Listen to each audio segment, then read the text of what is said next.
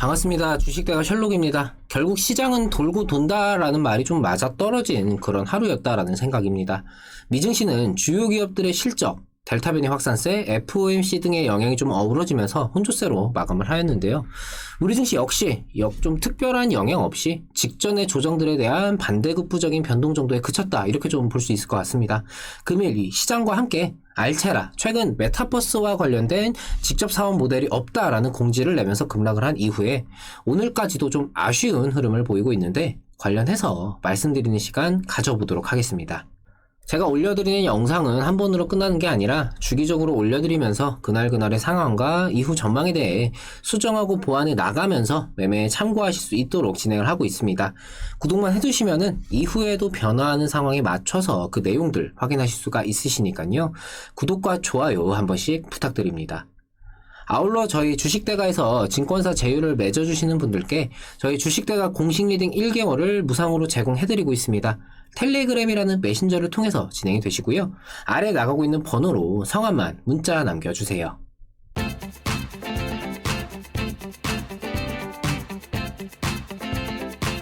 시장 이야기를 먼저 하면서 시작을 해보도록 하겠습니다. FOMC가 특별한 변동을 나타내지 않은 것은 일단 좀 긍정적으로 작용을 하였습니다. 테이퍼링 관련해서는 경제지표 상황에 따라 움직이게 될 것이고, 아직은 좀 결정된 것은 없다라고 밝혔는데요. 다만 경제가 진전을 이루었고 이후 회의 때마다 이 부분을 계속해서 평가하면서 지금의 고용지표는 아직 갈 길이 멀었고 강한 회복은 여전히 필요하다라고 언급을 했습니다. 델타 변이 재확산으로 인한 경기 회복 둔화 등 여전히 우려감은 있는 상황이지만, 현재로서 델타 변이로 인한 영향은 크지 않을 것으로 예측을 하고 있는 것에 비해 실질적인 확진자 증가 추세 및 추가적인 변이에 대한 우려감은 시장에 여전히 영향을 끼치고 있는 등 시장을 안정화하기 위한 일종의 립서비스가 아니냐 하는 해석도 나오고 있는 상황입니다. 구글과 애플 등은 이 사무실 복귀 시점을 연장하고 백신 접종을 의무화하였고, 뉴욕주도 공무원들이 백신 증명서가 없다면 매주 코로나 검사를 받아야 한다라고 결정을 했죠. 화이자, 맥도날드, 보잉, 페이스북 등 이 주요 기업들의 실적이 예상치를 여전히 상회하면서 실적 서프라이즈 자체는 좀 이어졌지만 시장을 끌어올리기에는 좀 역부족이었습니다. 중국 관련된 우려감은 다소 진정이 되는 모습이었는데요.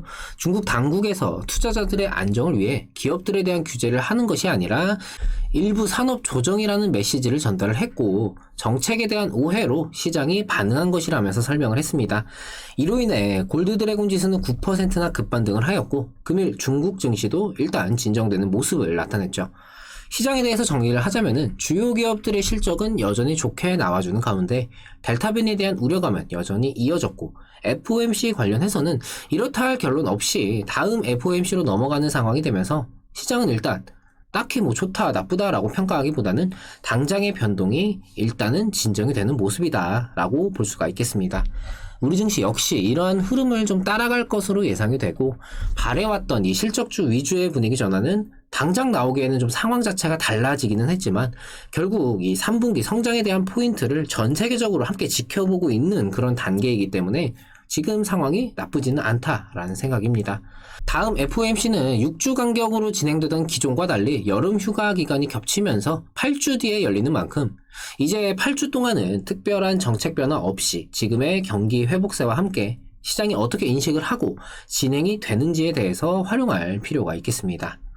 알체라는 인공지능 솔루션 연구 및 개발 등을 하는 기업으로 이 메타버스 관련 기업으로 분류가 되면서 이 메타버스 관련 테마가 좀 상승할 때마다 상승세를 좀 같이 보여주던 그런 종목이었는데요. 최근 큰 폭의 상승 이후에 메타버스와 관련된 직접 사업 모델은 없다라는 공지를 내면서 그간 상승폭을 좀 반납하는 하락이 나왔습니다. 이걸 개인적으로 봤을 때 조회 공시 요청에 있었던 것도 아니고 정말 말 그대로 뜬금없이 나온 공지인데, 문구까지 보면은 현재까지 사업 모델 중 직접 사업 모델은 없다 이런 식으로 되어 있죠. 인공지능, 영상 인식 등의 기술은 이미 해외에서는 메타버스 기술 중 하나로 포함을 하고 있는 그런 상황입니다. 현재까지 직접 사업 모델 이런 좀 문구들을 함께 생각을 해보면은 여러모로 좀 의구심이 드는 그런 공지라는 생각인데요. 네이버의 메타버스 플랫폼 이 제페토를 운영하는 회사 네이버 Z죠. 이 네이버 Z의 모 회사가 스노우라는 이 네이버의 자회사입니다. 네이버 Z는 네이버의 손자 회사다라고 좀 볼 수가 있겠죠. 그리고 이 네이버의 자회사인 스노우가 알체라의 지분 15.4%를 보유한 대주주입니다. 네이버는 스노우를 통해서 알체라와 이 조인트 벤처인 플레이스 A를 설립하기도 했고, 알체라는 스노우의 3D 얼굴 스티커, 3D 애니모지 등 메인 솔루션 기능을 제공을 해온 데다가 플레이스 A를 통해 개발한 실시간 전신인식 기술을 활용해서 이거를 제페토에 탑재하기도 했었죠. 그런데 현재까지 알체라의 사업 모델 중 직접적인 사업 모델은 없다라는 식으로 좀 말장난을 하고 있고, 마치 알체라는 메타버스랑 전혀 연관이 없어, 이런 식으로 좀 비춰지기를 바라는 모양새다, 뭐 이렇게 볼 수 있을 것 같은데요. 네이버의 주력 사업 중에 한 영역인 이 메타버스, 제페토 플랫폼에 직간접적으로 연계가 되어 있음에도 불구하고 이런 조회 공시 요청도 딱히 없던 상황에서 애매한 문구와 함께 이런 공지가 좀 나왔다라는 거는, 개인적인 생각으로 최근 카카오도 그렇고 네이버와 같은 플랫폼 기업들이 중소개발사들을 인수합병하면서 덩치를 불리는 이런 과정에서 자회사의 스노우를 통해서 이 알체라에 대한 영향력, 즉 지분을 더 늘리고자 하는 취지로 높아진 주가를 좀 내리누르기 위해서 이런 공지를 낸 게 아닌가, 이런 생각도 좀 듭니다. 이미 합작법인을 통해서 제페토에, 이 메타버스 플랫폼인 제페토에 이미 개발한 기술을 적용을 할 정도인데, 해외에서도 인정받는 기술력을 가지고 있는 회사를 단순히 주주들이 피해를 보면은 안 돼, 이런 마음에서 선의로 공지를 내지는 않았겠죠. 오히려 이 공지로 인해서 주주들이 피해를 보고 있는 상황입니다.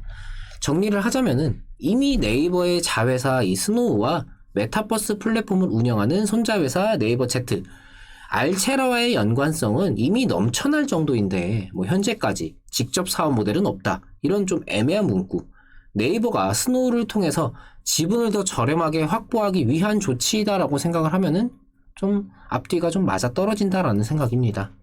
물론 시장에서의 인식은 일단 조정이 급격하게 나오면서 이것을 악재로 받아들인 것은 맞다라는 생각이지만, 이런 조정을 통해서 주가가 상당히 낮아진 현재 시점에서 생각을 해보자면은 추가적인 하락이 더 이어지기보다는 스노우와의 연관성 등이 다시금 반전으로 부각이 되면서 애매한 문구, 이런 것들에 대한 재평가와 함께 다시금 메타버스와 연관된 상승을 보여줄 수도 있지 않을까, 좀 이렇게 좀 말씀을 드리고 싶습니다.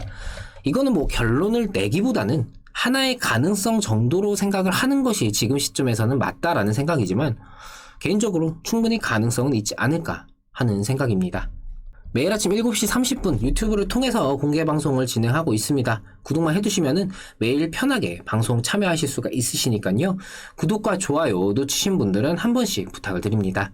그럼 영상 여기서 마치도록 하겠습니다. 오늘 하루 마무리 잘 하시고요. 저는 내일 다시 찾아뵙도록 하겠습니다. 시청해주셔서 감사합니다. 고맙습니다.